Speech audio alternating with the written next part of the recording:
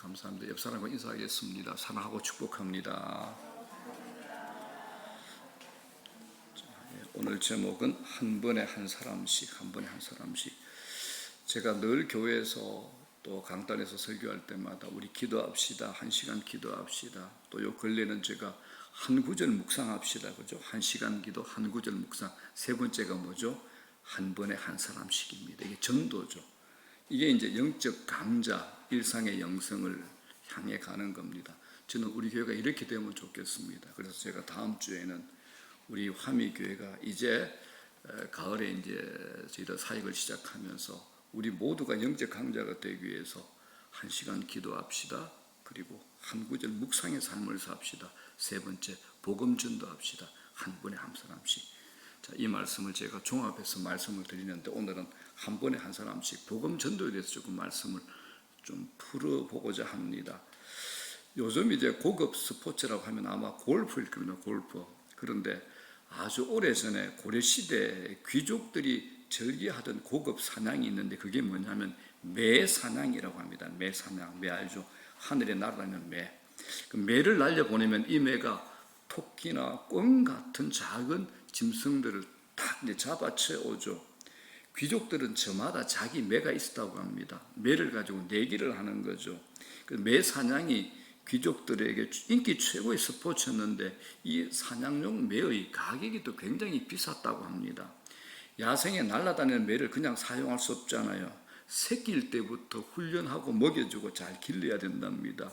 오랫동안 길들여야 되니까 이제 귀할 수밖에 없습니다. 그래서 매 주인은 자신의 매에다가 하얀 깃털을 매달아 둔다고 합니다. 뭘 썼을까요? 깃털에다가 자기 이름을 써서 매달아 둔 거죠. 한마디로 이 하얀 깃털이 이름표가 됩니다. 이걸 떼면 뭐가 되죠? 도둑질이 되는 겁니다. 그렇다면 여러분 이 이름표를 뭐라고 불렀을까요? 이제 아는 분이 많을 텐데 정답이 시침입니다. 시침이. 당시 이제 훈련된 매가 비싸니까 어떤 사람들은 시치미를 떼어내고 마치 그 매가 자기 것인 양 했습니다. 시치미 떼고도 이제 모른 척 한 거예요. 지금 우리가 자주 쓰는 말 있잖아요. 시치미 떼지 마라. 이 말이 여기서부터 유래가 된 겁니다. 그죠? 매 도둑질 하지 말라. 이제 여기서부터 유래가 된 겁니다. 자, 그렇다면 우리 신앙 영역에서 가장 많이 힘들어하고 시치미를 떼기 쉬운 영역이 뭘까요? 신앙의 영역에서 저는 복음 전도라고 생각을 합니다. 기도나 말씀 묵상은 개인적입니다. 그러나 전도는 타인의 삶에 내가 끼어드는 겁니다. 아니면 그 사람을 내 인생으로 끌어들여서 싸워야 되는 영적 싸움이 이제 복음 전도가 됩니다. 그래서 할 수 없다는 핑계거리가 제일 많은 것.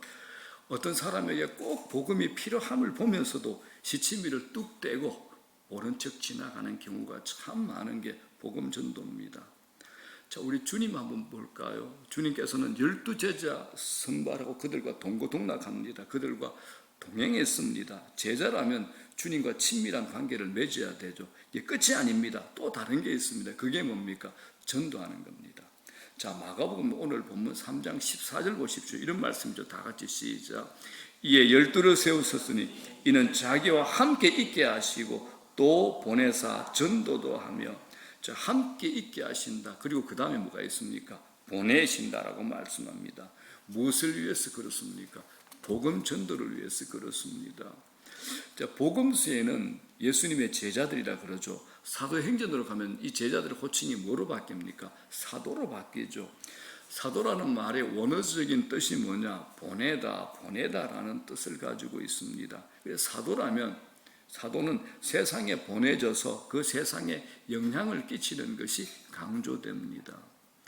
부활하신 주님께서 제자들에게 나타나셔서 이렇게 말씀하십니다. 요한복음 시작. 예수께서 또 이르시되 너희에게 평강이 있을지어다. 아버지께서 나를 보내신 것 같이 나도 너희를 보내노라.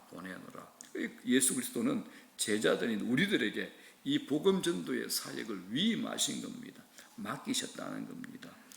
자, 지금 우리의 신약의 교회는 역동적입니다. 주님과의 친밀한 관계만으로 끝나서는 안 된다는 겁니다. 주님 앞에 머물러 있는 영성도 필요하지만 우리는 세상으로 나가야 됩니다.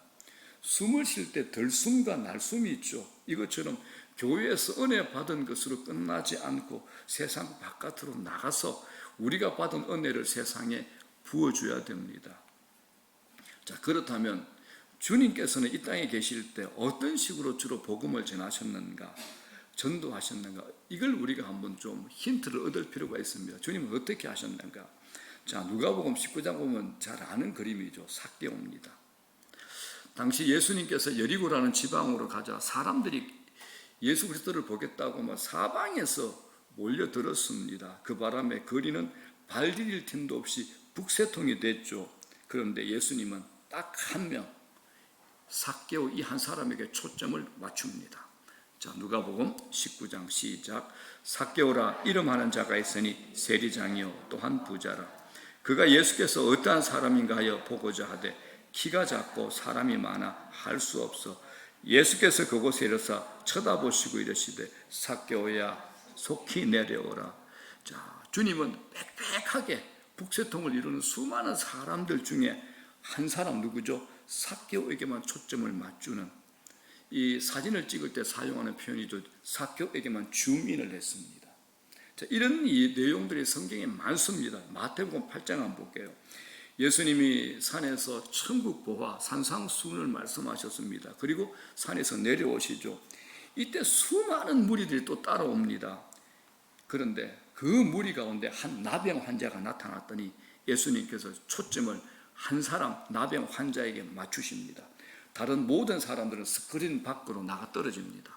자, 마태복음 8장 1절, 2절, 3절입니다. 시작. 예수께서 산에서 내려오시 수많은 무리가 따르니라. 한 나병 환자가 나와 절하며 이르되 주여 원하시면 저를 깨끗하게 하실 수 있나이다 하고는 예수께서 손을 내밀어 그에게 대시며 이르시되 내가 원하노니 깨끗함을 받으라 하시니 즉시 그의 나병이 깨끗하여 진지라. 몇 사람입니까? 한 사람입니다. 한 사람입니다. 자, 요한복음 5장 한번 볼게요. 한 번은 예수님께서 많은 병자, 맹인, 다리 저는 사람, 중풍병 환자들이 누워있는 곳으로 가셨습니다. 그런데 성경은 그 많은 병자 중에 한 사람을 꼬집습니다. 누구요? 거기 38해 된 병자가 있더라라고 말하며 이 한 사람에게 초점을 맞추는 겁니다. 요한복음 5장 시작. 그 안에 많은 병자, 맹인, 다리 저는 사람, 혈기 마른 사람들이 누워 거기 38해 된 병자가 있더라.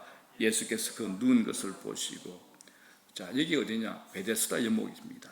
예루살렘에는 이 베데스다라는 연못이 있었습니다. 거기에는 전설처럼 내려오는 신앙의 얘기가 있는데 천사가 가끔 못에 내려와서 물을 움직이게 하는데 그때 제일 먼저 들어가는 자는 어떤 병에 걸렸든지 낫게 된다. 이 전설적인 신앙이 이 베데스다 연못에 있었습니다.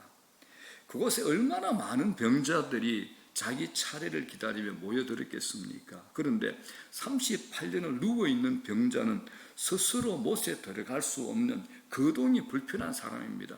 평생 죽을 때까지 있어도 스스로 못 들어갑니다. 그런데 예수님의 모든 관심은 이 한 사람에게 집중이 됩니다. 오직 이 한 사람만 기적적으로 치유를 받게 됩니다. 자, 여기서 이제 우리가 질문이 생깁니다. 전능자요 하나님의 아들이신 예수님께서 왜 그곳에 모인 모든 아픈 사람들을 다 고쳐주시지 않았을까요? 이게 이제 우리 질문이죠. 하나님 아들이신데 왜일까요?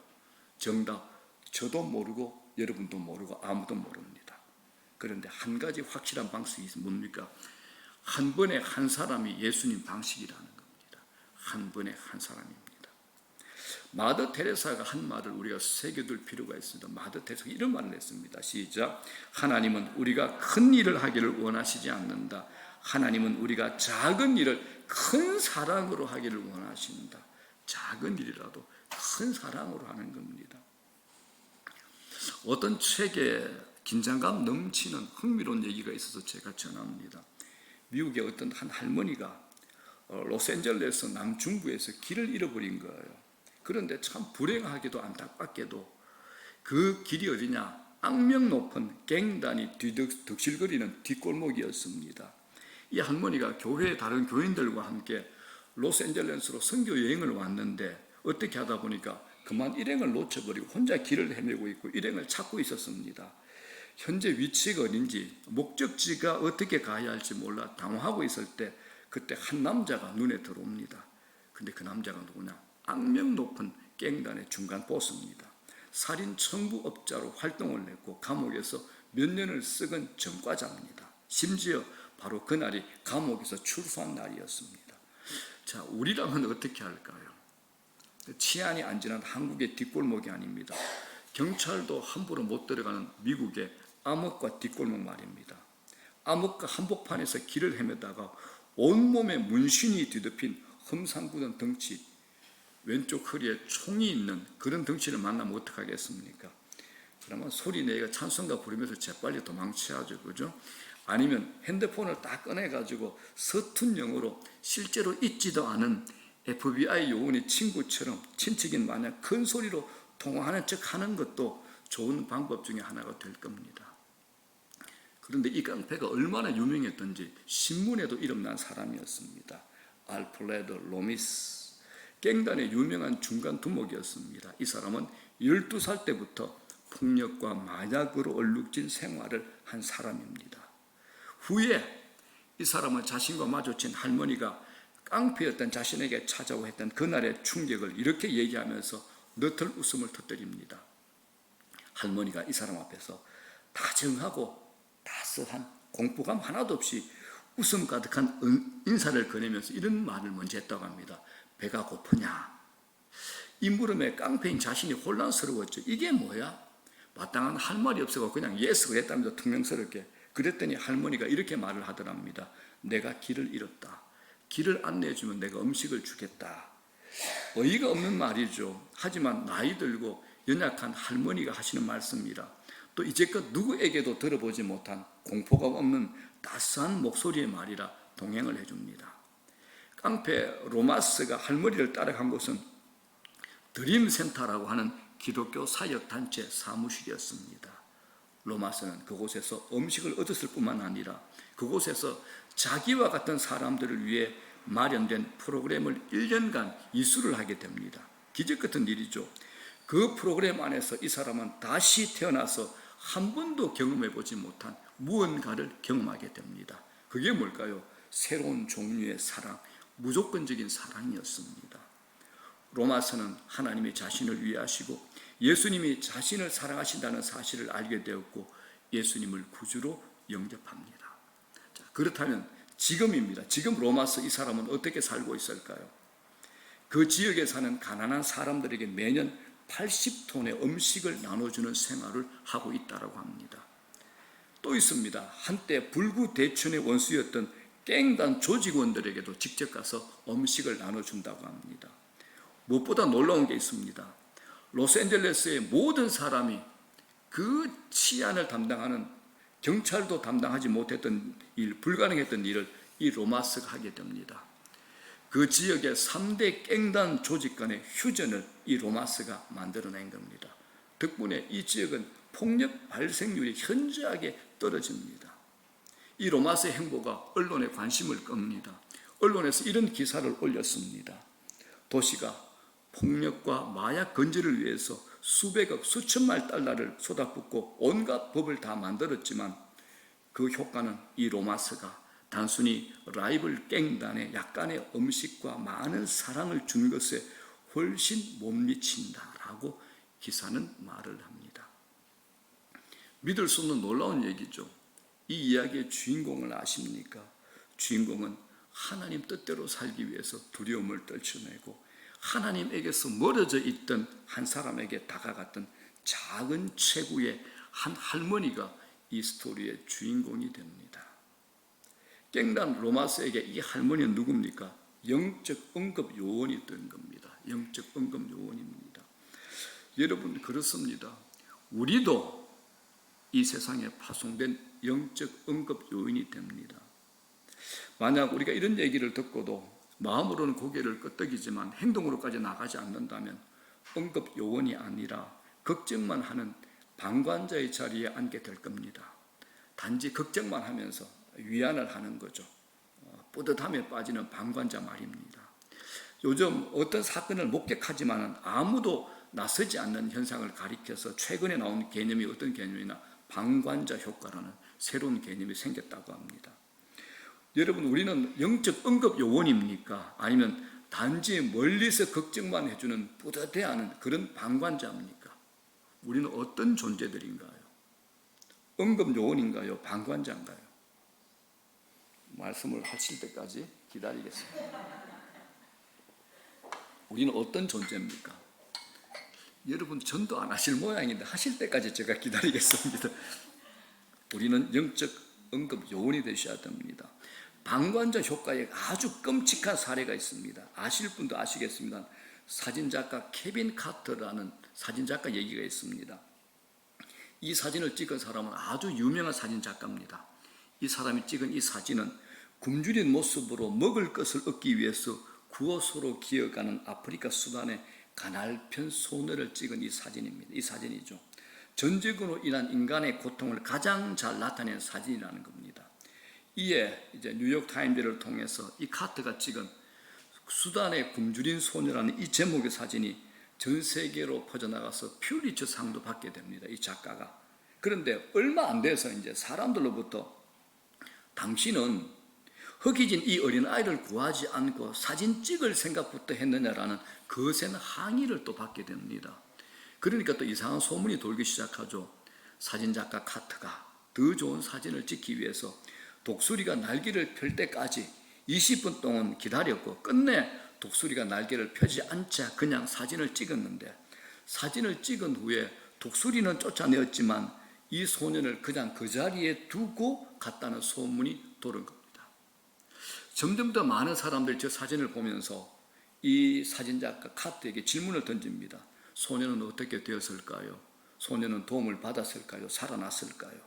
그런데 카트는 이 질문에 답하지 않습니다. 당연히 비판의 글이 빗발치죠. 카트는 이렇게 변명합니다. 사람들이 그곳의 상황을 몰라서 하는 말이다라고 변명을 합니다. 자신이 사진을 찍은 그 한 명의 소녀를, 이 한 명의 소녀를 도울 수 있었지만 그런 소녀들이 이곳에 수천만 명이 있었다라고 변명을 합니다. 그래서 그는 사진만 찍고 아무런 조치를 취하지 않았다라고 말하는 거죠. 그런데 이 카트는 이 사진으로 퓰리처상을 받았지만 스스로 목숨을 끊습니다. 수의사를 하게 됩니다. 여러분, 우리 똑같습니다. 우리 어떻습니까? 우리도 케빈 카터와 같이 힘든 아이들이, 힘든 사람이 저렇게 많은데 내 작은 노력에, 내 한 사람의 노력에 무슨 의미가 있겠나라며 방관자의 자리에 앉아있지 않습니까? 우리가 어떻습니까, 여러분? 자, 우리의 감정을 한번 점검해 보겠습니다. 여러분들이 느끼는 주된 감정은 무엇입니까? 한 연구에 따르면 우리가 경험할 수 있는 감정이 6,000가지에서 34,000가지가 된다고 합니다. 6,000에서 34,000가지. 그런데 저는 참 궁금했습니다. 하나님의 아들이신 예수님이 이 땅에 오셔서 주로 경험하고 느끼신 감정은 어떤 것일까라는 것이 궁금했습니다. 자, 예수님의 감정은 어떤 감정이었을까요? 예수님은 피곤함, 기쁨, 분노, 답답함, 역겨움, 슬픔, 외로움, 거부감 등을 성경을 보면 경험했습니다. 그런데 그 중에서 성경에 가장 많이 나타난 예수님의 감정은 바로 불쌍히 여김, 긍휼, 컴패션이었습니다. 불쌍히 여김, 긍휼, 컴패션이었습니다. 여러분 아시죠? 인간이 느끼는 대부분의 감정이 자기중심적입니다. 우리 감정은 주로 특정한 순간에 자신이 경험한 것에 따라서 결정이 됩니다. 그런데 예수님께서 경험하신 주된 감정은 다른 사람들의 상황에 따라 결정이 된 겁니다. 자기중심적이 아닙니다. 다른 사람의 상황에 따라 결정된 겁니다. 제가 잘 웁니다. 여러분 안 그런 것 같은데 제가 잘 웁니다. 공익 광고에 왜 TV 보게 되면 굶주린 아이들만 봐도 눈물이 찔끔거립니다. 나는 이걸 긍휼의 감정으로 이해했고 그래서 저는 긍휼이 많은 사람이라고 착각을 했습니다. 그런데 복음서에서 예수님이 보이신 상황들, 긍휼의 상황을 읽다 보니까 주님의 경우에는 예수님께서 불쌍히 여기셨다로 끝나지 않았습니다. 언제나 예수님이 불쌍히 여기셨다. 그래서 라고 연결이 되는 겁니다. 불쌍히 여긴 마음으로 끝나지 않았습니다. 그래서와 연결이 되는 겁니다. 마태복음 20장을 보게 되면 예수님은 두 맹인을 불쌍히 여깁니다. 그래서 그들의 눈을 만지신 겁니다.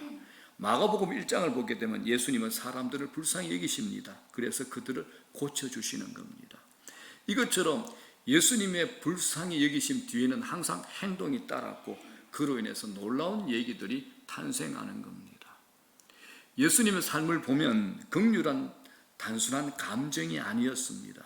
예수님께서 우리에게 보이신 긍휼은 누군가를 애처롭고 안타깝게 여기는 것에서 한 걸음 더 나아갑니다. 어떤 행동과 반응을 이끌어낼 만한 감정이었습니다. 이걸 긍휼이라 그러죠. 성경을 보게 되면 죄인들은 예수님과 어울리기 원했습니다. 하지만 예수님도 그들과 어울리기를 원했다는 것을 볼 수 있습니다. 한 번은 예수님이 여리고라는 마을로 들어섰습니다. 그 마을에서 가장 악명 높은 죄인, 하나님과 그분의 백성들을 배신한 매국노 삭개오라는 사람이 사는 그 여리고로 들었습니다. 당시 유대 땅을 통치하던 로마는 무력과 압제로 세상을 정복합니다. 로마 군대는 마을로 쳐들어가서 로마 황제를 숭배하도록 강요하죠. 그걸 거부하는 자는 모조리 처형하는 식으로 영토를 넓혀갑니다. 그런 다음에 이제 세금을 거두어 들이는 세금 징수원인 세리는 현지인으로 영입을 하는 겁니다. 여리고에서 삭개오가 그런 역할을 맡은 겁니다. 삭개오는 유대인이면서도 로마 편에 붙어서 동포들에게서 로마 군대에 바칠 세금을 거두드립니다. 덕분에 로마인들은 여리고를 신경 쓰지 않고 다른 마을을 공격하고 로마 황제의 숭배를 강요하고 이걸 거부하는 신실한 유대인들을 다 죽여버리는 겁니다. 삭개오는 그런 매국노 짓도 모자라서 동포들에게 로마인들이 요구하는 것 이상으로 세금을 뜯어내 남는 돈을 자기 뒷주머니에 챙겼습니다. 저는 여기에서 여러분들에게 저를 포함한 우리 모두에게 질문하고 싶은 게 하나 있습니다. 삭개오가 지금 여러분들 앞에 서 있다면 여러분은 뭐라고 물어볼 겁니까? 뭐라고 말하겠습니까? 여러분 앞에 삭개오가 서 있다면 여러분은 뭐라고 말하겠습니까? 생각할 필요도 없이 당장 머릿속에 퍼부어줄 말이 막 떠오를 겁니다. 이런 사람들은 미워해도 하나님은 당연히 괜찮을 거라고 이렇게 생각하는 거죠. 이런 말 할 겁니다. 네가 같은 동족을 죽이는 로마 앞잡이 노릇을 하더니 너 살인 공범자야. 로마 편에 서는 것 하나님 배신한다는 사실을 알지 않느냐? 하나님이 두렵고 이 모든 백성들의 원망이 두렵지 않느냐? 심하게 당신은 저주를 받으시오라고 말할 겁니다. 아마 당시 SNS, 소셜미디어가 있었다면 삭개오는 모든 친구에게서 삭제를 당했을 겁니다. 딜리트. 자, 그렇다면 여기서 제일 중요한 핵심 진리가 한 가지 남아 있습니다. 그렇다면 예수님은 삭개오에게 뭐라 말했을까요? 예수님은 삭개오에게 뭐라 말했을까요? 누가복음 15장 5절 이렇게 얘기합니다. 내가 오늘 네 집에 유하여야겠다. 내가 네 집에서 밥 먹어야 되겠다. 너와 함께 해야 되겠다라고 말씀하신 겁니다. 자, 이 말씀 안에 요한복음 3장 17절의 진리가 담겨 있습니다. 다 같이 시작. 하나님이 그 아들을 세상에 보내신 것, 세상을 심판하려 하심이 아니요 그로 말미암아 세상이 구원을 받게 하려 하심이라. 예수님은 죄를 지적하고 우리의 죄를 정죄하기 위해서 이 땅에 오시지 않으셨습니다. 예수님은 긍휼히 여기는 마음으로 죄의 담을 허물어 사람들을 하나님께로 인도하기 위해서 이 땅에 오신 겁니다. 그래서 예수님은 식사를 하기 위해 삭개오의 집으로 가셨고 그 방법은 효과가 있었습니다. 디저트를 앞에 놓고서 삭개오는 죄를 회개하고 하나님과 함께하는 영원한 삶으로 발자국을 내딛게 됐습니다. 여러분, 먹는 게 이렇게 중요한 겁니다. 자, 성경이 아니더라도 역사 속에 등장하는 음식 이야기는 많이 있죠. 얼마 전 드라마 대장금 나왔죠, 그렇죠? 만한전석. 자, 이런 얘기를 기억할 겁니다. 중국의 사신이 조선을 방문했을 때 그의 마음을 맞추기 위해서 준비한 조선식 만찬석, 만한전석인데 이 만한전석에 유래가 있습니다. 제가 제일 좋아하는 사람은 성경에는 다윗인데 제가 세상에 제일 좋아하는 리더는 중국의 강희제입니다. 제 얘기를 해서 미안합니다만 저는 강희제를 제일 좋아합니다. 중국 역사상의 최고의 성군은 만주족 출신의 청나라 황제 강희제입니다. 청나라는 한족이 대부분이었던 중국 땅에 만주족이 들어와서 세운 나라가 됩니다. 만주족이 지배층이 되었죠. 이들이 이제 한족을 견제해야 되고 끌어안아야 됩니다. 당시에 만주족은 책을 보니까 15만 정도, 한족은 1억 5천이었습니다. 말이 안 되죠. 이때 황제 강희제가 고민하여 만든 게 뭐냐? 이 만한정석입니다. 말 그대로 만이 뭡니까? 만주족, 한이 뭡니까? 한족. 이 만주족과 한족이 함께 먹는 자리라는 겁니다. 이 만한정석이 음식을 통한 국가 통합이라는 놀라운 결과를 만들어냅니다. 이 대연의 통합으로 중국이 1910년 마지막 황제가 퇴위될 때까지 무려 268년 동안 이 효력을 발휘했다라고 얘기를 합니다. 먹는 음식을 통해서 만주족의 힘과 한족의 문화가 상승작용을 일으켜 청나라는 강희제, 옹정제, 근륭제라는 133년 동안의 황금기를 누리게 됩니다. 우리 중에는 식사를 통해서 하나님의 사랑을 전하고 있는 분들이 많이 있을 겁니다. 보수 계열에 있는 분이죠. 근데 이게 성경적인 방법입니다.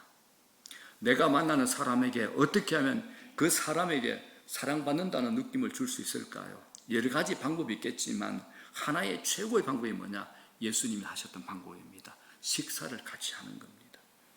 이건 예수님이 죄인들과 함께 먹으라라는 예수님의 티셔츠 있죠. 이걸 입고 죄인들과 함께 하신 이유가 됩니다. 예수님은 하나님과 사람들 사이에 장벽을 허물어서 사람들을 하나님께로 이끌기 위해 왔습니다. 그래서 틈만 나면 사람들과 빵을 나누었습니다. 이게 예수님의 방식입니다.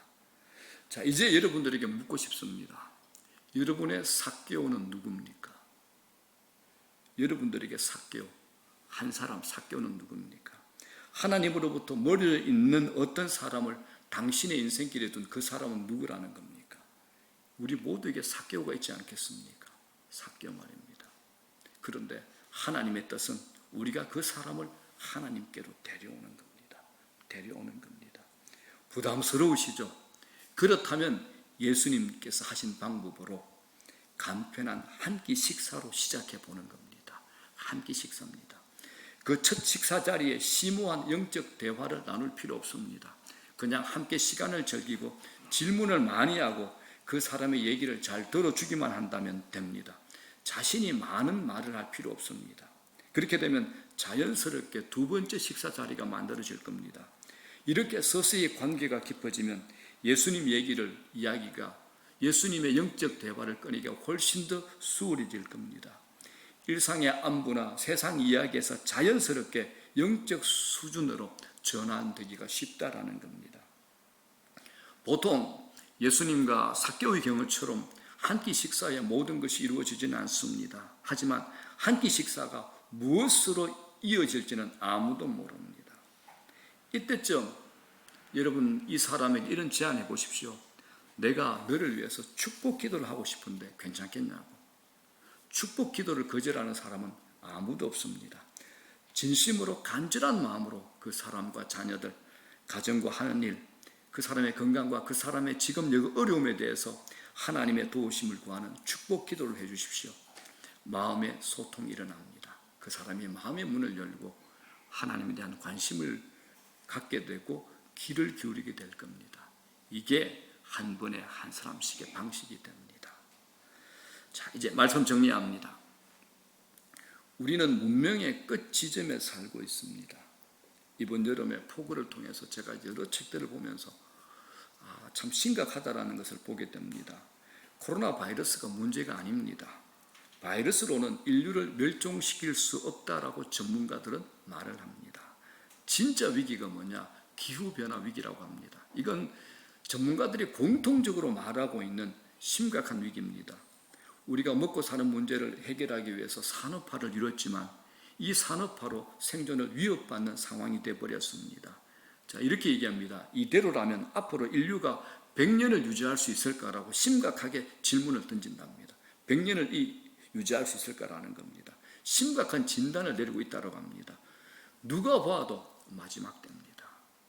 그렇다면 무엇보다도 여러분 우리가 봤을 때는 뭡니까? 죄로 허덕이는 인류를 구원해낼 길이 없을까? 심각한 질문을 던져보셔야 됩니다. 필립 얀시의 교회 나의 고민 나의 사랑이라는 아주 얇은 책이 있습니다. 이 책에서 필립 얀시가 마지막 결론적으로 참 재미있는 예화를 우리에게 던집니다. 유명한 작곡가 스트라빈스키가 한 번은 매우 어려운 연주곡을 썼습니다. 그 곡을 받은 연주자가 몇 주간 연습한 끝에 스트라빈스키에게 이렇게 답을 합니다. 이 곡은 너무 어려워서 연주할 수가 없습니다라고 답을 합니다. 그때 스트라빈스키가 이런 말을 합니다. 이해합니다. 내가 의도하는 것은 어떻게든 연주해 버리고 애쓸 때 나오는 그 소리가 듣고 싶은 겁니다. 애초에 스트라빈스키는 완벽한 연주를 기대하지 않았던 겁니다. 연주자가 연주하려고 애쓸 때 나오는 소리를 기대한 겁니다. 필립 얀시는 여기에서 우리에게 연결시켜주는 교훈을 던집니다. 우리가 하나님의 메시지, 이 복음을 세상에 들려주는 데는 우리 한계가 너무 많습니다. 우리가 복음을 완전히 이해하고 완전히 경험하고 전합니까? 아닙니다. 복음을 완전히 이해할 수 있는 사람은 아무도 없습니다. 우리가 하나님의 메시지, 복음을 알려주는 데는 한계가 있습니다. 그러나 우리는 불완전한 한 음마나 들려주려고 하는 연주자와 같다라는 겁니다. 오늘 우리가 여전히 부족한 면이 많지만 여전히 이 세상에 복음을 전할 사람은 우리밖에 없습니다. 세상은 갈수록 이 복음, 예수 그리스도의 십자가 복음이 절실해지고 있습니다. 우리가 가진 이 복음만이 세상을 구원해낼 수 있는 유일한 진리임을 믿는다면 우리가 할 일은 분명해집니다. 아직 우리 주위 곁에 복음을 듣지 못한 사람들이 너무 많습니다. 전도가 힘들고 어려운 건 사실입니다. 그러나 그럼에도 우리가 이 복음을 전해야 됩니다.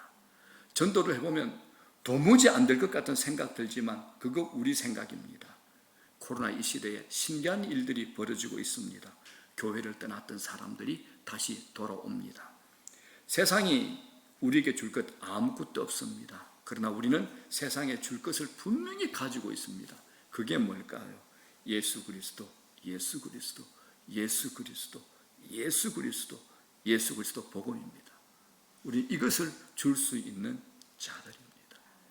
자, 우리 함께 찬송하겠습니다. 하나님의 진리던 게. 자, 후렴함